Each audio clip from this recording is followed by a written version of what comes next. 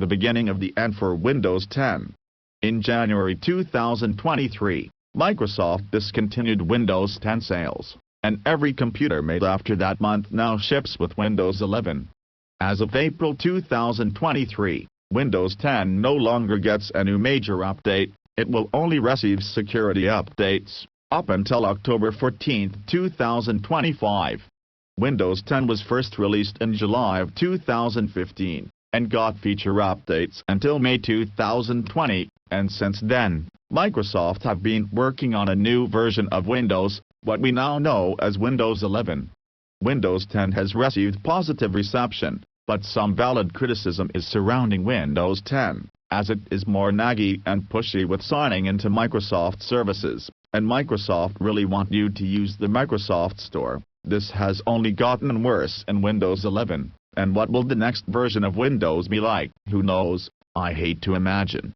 If you want to move away from Windows, you have several other OSs you could try out, or use. Mac OS is probably the next best thing to Windows, because it's very user-friendly. However, not many people use Mac, and they cost an absolute fortune. So unless you have the money for one, maybe look into one of the free and open-source operating systems, like Linux, BSD, Haiku, or something like that.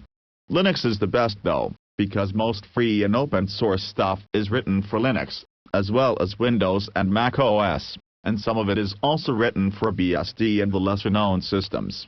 Was Windows 10 a good operating system?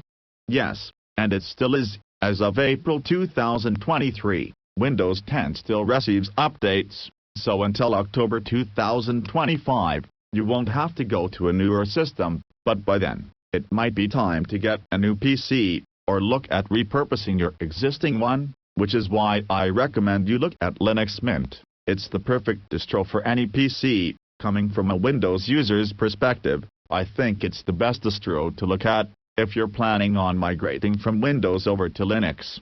I will continue my series of the Linux migration guide, which will show you some tips and tricks on how to easily transition yourself from Windows to Linux. But remember, Linux is not for everyone. Only those willing to take the time to learn it should think about moving to it, because with change comes learning, and Linux does have its own learning curve.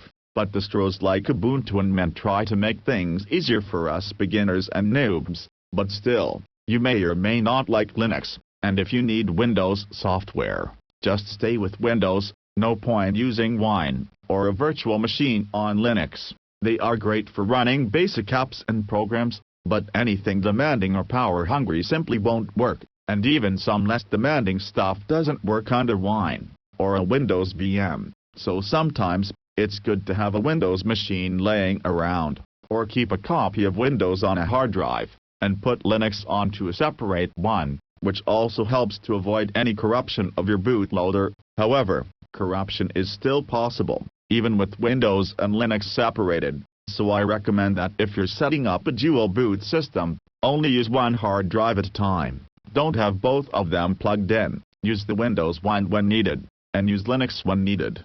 What are you planning to do if you're still on Windows 10? Will you buy a new PC or laptop to get Windows 11, or look at using Linux or another OS on your already existing hardware? Let me know down in the comments below. Alrighty, that's it for this video folks.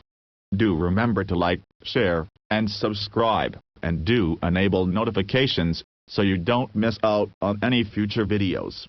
Bye for now.